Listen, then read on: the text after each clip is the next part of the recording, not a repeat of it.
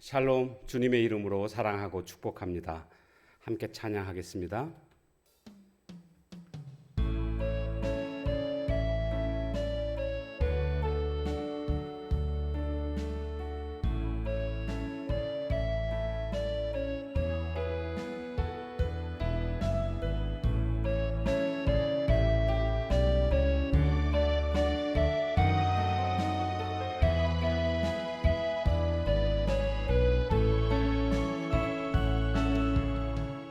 하나님 한 번도 나를 실망시킨 적 없으시고 언제나 공평과 은혜로 나를 지키셨네. 오신실하신 주, 오신실하신 주, 내 너를 떠나지도 않으리라. 내 너를 버리지도 않으리라. 약속하셨던 주님, 그 약속을 지키사 이후로도 영원토록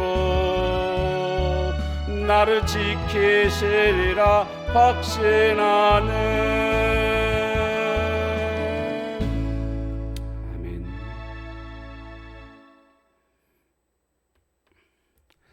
오늘부터는 이제 열왕기상 말씀을 상고하도록 하겠습니다.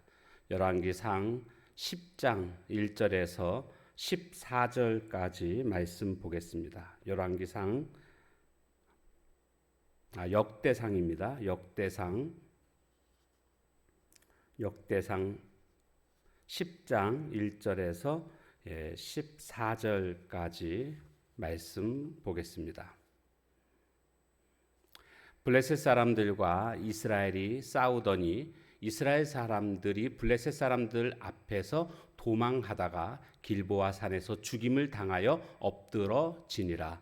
블레셋 사람들이 사울과 그 아들들을 추격하여 블레셋 사람들이 사울의 아들 요나단과 아비나답과 말기수아를 죽이고 사울을 맹렬히 치며 활 쏘는 자가 사울에게 따라 미치매 사울이 그 쏘는 자로 말미암아 심히 다급하여 사울이 자기의 무기를 가진 자에게 이르되 너는 칼을 빼어 그것으로 나를 찌르라. 할례 받지 못한 자들이 와서 나를 욕되게 할까 두려워하노라. 그러나 그의 무기를 가진 자가 심히 두려워하여 행하기를 원하지 아니하매 사울이 자기 칼을 뽑아서 그 위에 엎드러지니 무기 가진 자가 사울이 죽는 것을 보고 자기도 칼에 엎드러져 죽으니라. 이와 같이 사울과 그의 세 아들과 그 온 집안이 함께 죽으니라. 골짜기에 있는 모든 이스라엘 사람이 그들의 도망한 것과 사울과 그의 아들들이 다 죽은 것을 보고 그 성읍들을 버리고 도망하매 블레셋 사람들이 와서 거기에 거주하니라.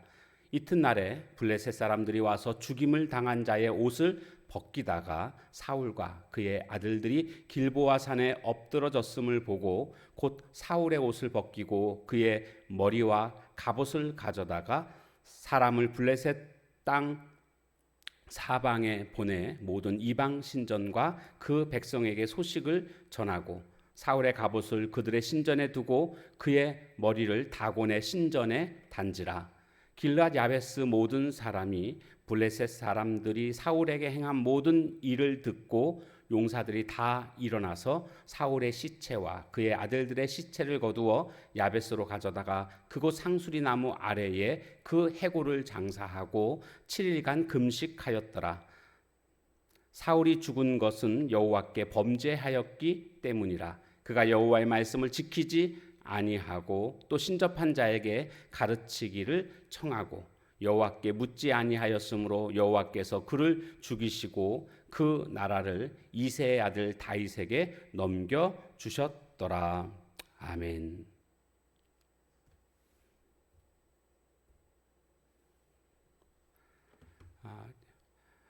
역대상 1장부터 9장까지는 긴 족보가 나오고 있습니다. 그리고 10장에서 이제 비로소 역사를 기록하기 시작하는 것을 볼 수가 있는데, 그 시작을 이스라엘과 블레셋의 전쟁으로 시작되고 있습니다. 그래서 사울이 이제 죽게 되는 그 최후의 모습, 그리고 죽게 된 원인에 대해서 오늘 10장에서는 알려주고 있습니다. 우리는 위대한 업적을 이룬 어떤 성공한 사람들의 이야기를 통해서 많은 것을 보고 듣고 배울 수 있습니다. 그러나 또 그 반대로 실패를 통해서도 우리는 얼마든지 많은 것들을 배울 수가 있습니다. 타산지석이라는 말처럼 오늘 사울 왕의 실패의 모습을 보면서 우리가 교훈을 얻고자 합니다. 그가 망하는 그 과정들을 살펴보게 되면 이스라엘의 초대 왕으로 그는 선택된 자입니다. 출발은 아주 그럴듯했습니다. 그런데 그 마지막은 아주 비참한 모습으로 끝나게 되는 것을 우리는 보게 됩니다. 블레셋과의 전투에서 패해서 도망가게 되지 않습니까? 그래서 길보아 산에서 죽게 됩니다. 사울의 아들들 3명, 요나단, 아비나답, 말기수아도 그 전쟁에서 다 죽게 됩니다. 특별히 이 사울 왕이 죽는 과정들을 보니까 그가 도망치다가 이제는 블레셋 사람의 손에 의해서 죽을 것이라는 것을 그는 깨닫게 되었고, 결국 이제 스스로 칼을 뽑아서 그 칼에 엎드림으로 말미암아 자결하는 이런 모습으로 자신의 삶을 마무리하는 모습을 볼 수가 있습니다. 나중에 이 사울과 그 3 아들의 시신이 발견되었고, 블레셋 사람들은 사울의 갑옷과 사울의 머리를 잘라서 다곤 신전에다가 걸어 놓았습니다. 그리고 그 시신들은 또 성벽에다 걸어 놓고요. 이렇게 하는 모습들을 볼 수가 있습니다. 지금 머리를 특별히 다곤 신전에다가 걸어 놓았다. 이것은 특별한 의미가 있습니다. 그것은 단순히 사울과의 싸움에서 우리 블레셋이 이겼다라는 의미도 있겠지만, 그보다 훨씬 더 중요한 의미는 이스라엘의 신인 여호와 하나님과 우리 블레셋의 신인 다곤 신이 싸워서 다곤 신이 이겼다라는 그런 의미를 담고 있는 것입니다. 우리는 여기서 생각해 볼 수 있는 게 뭐냐면, 성도가 영적 전쟁에서 실패하고 무너지게 되면 하나님의 이름이 모욕을 당하게 된다라는 겁니다. 그래서 오늘 우리는 영적 싸움에서 반드시 승리해야 됩니다.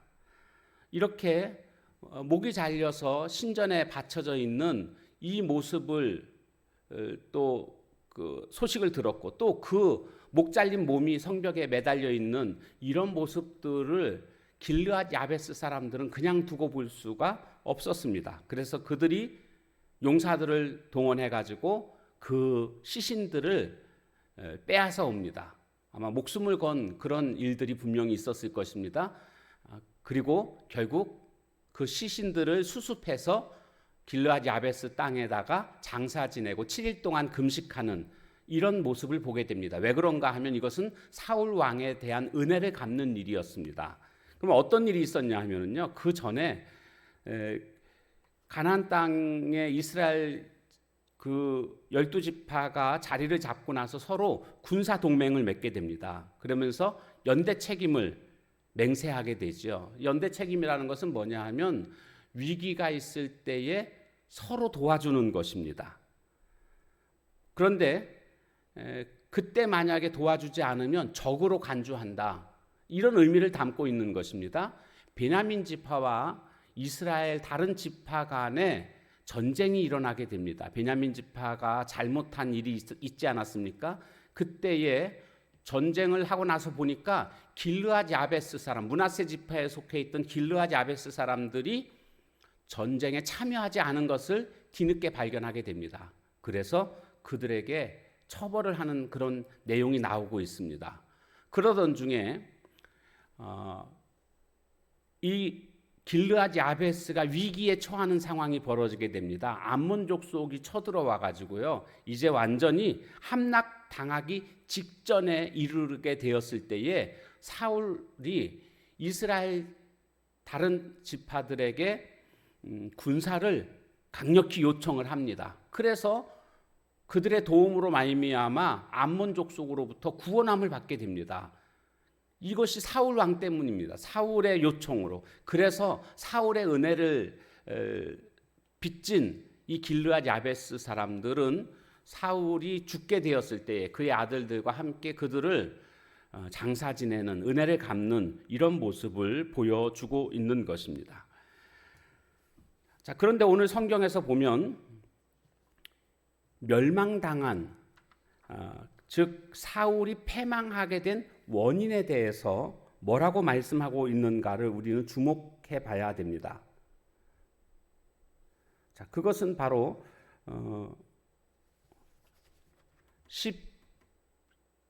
13절에 보면 그 말씀이 나오고 있습니다. 사울이 죽은 것은, 사울이 패망하게 된 것은 여호와께 범죄하였기 때문이라. 이렇게 말해서 여호와께 범죄했다라는 겁니다.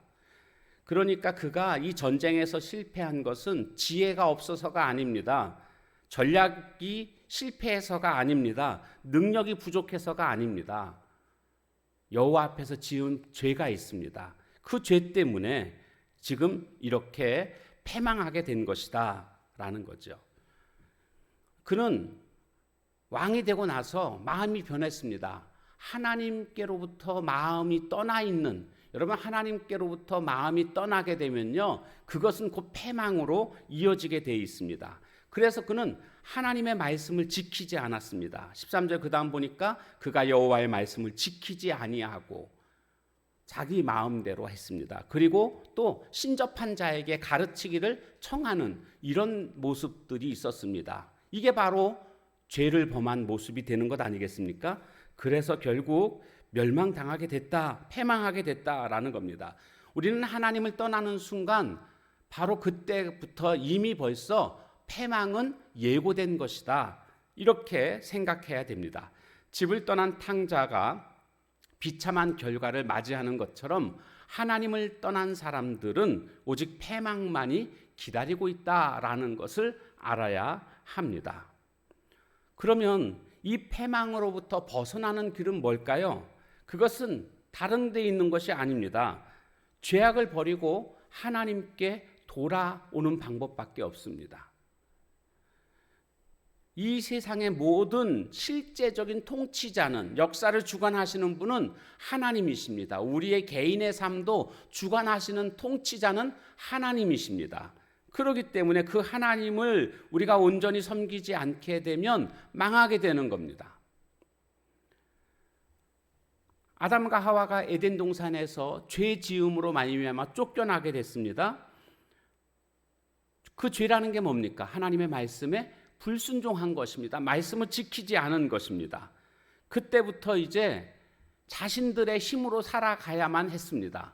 근데 오늘날도 마찬가지입니다. 오늘날도 하나님의 은혜로 살아가지 아니하고 자신의 힘으로, 지혜로 살아가려고 하는 사람들이 있습니다. 스스로 웅덩이를 열심히 팝니다. 그러나 그 웅덩이는 성경에 보니까 예레미야 2장 13절에 의하면 터진 웅덩이와 같다라고 말씀하고 있습니다. 터진 웅덩이에 아무리 채워봤자 다 사라지는 것 아니겠습니까? 내 힘과 내 지혜로 살아가는 것은 터진 웅덩이와 같은 그런 결과를 가져오게 될 것입니다. 패망의 순간에 돌이키는 것은 의미가 없습니다. 늦었기 때문입니다. 패망의 날이 이르기 전에 죄를 벗어버리고 오직 하나님 앞에 나와 하나님만을 의지하는 그런 모습이 바로 패망에서 회복되는 일, 패망으로부터 벗어나는 길이 됩니다. 오늘도 이 사울의 패망을 통해서 우리가 더욱더 하나님 앞에서 잘못된 것들을 회개하고 하나님을 떠나는 것이 아니라 하나님만을 의지하고 살아가는 저와 여러분의 삶이 다 되시길 주님의 이름으로 축원합니다. 기도하겠습니다. 하나님, 사울의 패망은 결국 자기 힘으로 자기 멋대로 살아가려고 하나님의 말씀을 지키지 않고 신접한 자들을 청해서 그들의 말을 들었던 그 죄악 때문이었음을 깨닫게 됩니다. 오늘 나는 내 힘으로 내 지혜로 살아가려고 하지 않았는지 우리의 삶을 다시 한번 살펴보며 오직 여호와 하나님의 은혜로 주님만을 의지하며 살아가는 저희들 모두가 되게 하옵소서. 예수님의 이름으로 감사하며 간절히 기도하옵나이다. 아멘. 주신 말씀 붙들고 또 개인의 기도 제목 붙들고 기도하는 시간을 갖도록 하겠습니다.